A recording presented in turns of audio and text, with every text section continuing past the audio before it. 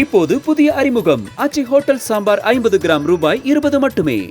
மாண்புமிகு உறுப்பினர் செல்லூர் ராஜு. மீனாட்சி அம்மன் கேட்டிருக்கேன். மாண்புமிகு பேரவைத் தலைவர்களே, உங்களுக்கு என்னுடைய அட்வான்ஸ் கிறிஸ்துமஸ் வாழ்த்துக்கள், புத்தாண்டு வாழ்த்துக்கள்.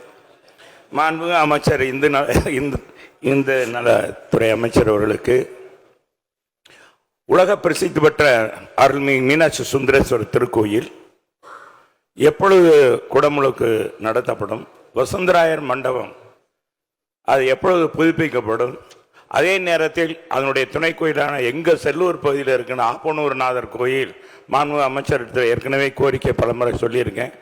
அதுக்கு எப்பொழுது குடமுழுக்கு நடத்தப்படும் என்பதை மாண்புமிகு பேரவைத் தலைவராக மாண்புமிகு அமைச்சர் அவர்கள் தெரிவித்தார். மாண்புமிகு அமைச்சர் அவர்கள்.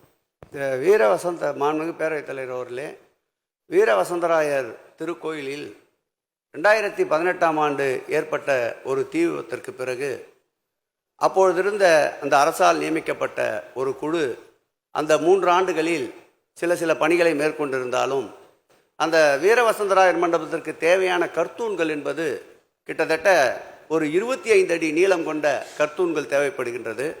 அதற்குண்டான கல் ஒரே அளவில் கிடைப்பது சிரமமாக இருந்ததை மாண்புமிகு முதலமைச்சர் அவர்கள் கவனத்திற்கு கொண்டு சென்றவுடன் அரசினுடைய தலைமை செயலாளர் தலைமையிலே ஒரு கூட்டத்தை ஏற்பாடு செய்து கூட்டி தற்போது அந்த கல்லை எடுப்பதற்குண்டான அனுமதி வழங்கப்பட்டிருக்கின்றது. அதற்கு ஏற்கனவே 19 கோடி ரூபாய் அளவில் டெண்டரும் கோரப்பட்டு அந்த டெண்டர் பணிகளும் நடந்து வருகின்றது.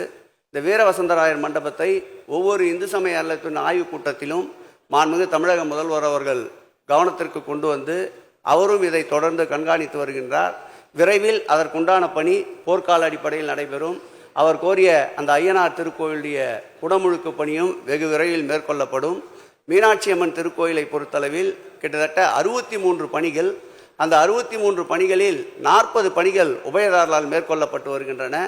மீதம் இருக்கின்ற 23 பணிகளையும் முடித்து அடுத்த ஆண்டு டிசம்பர் மாதத்திற்குள் நிச்சயமாக குடமுழுக்கு அனைவரும் மகிழ்ச்சியுறுகின்ற வகையில் நடத்தி தரப்படும் என்பதை பேரவைத் தலைவர் வாயிலாக எங்களுடைய பக்தன் செல்லூர் ராஜு அவர்களுக்கு தெரிவித்துக் கொள்கிறேன்.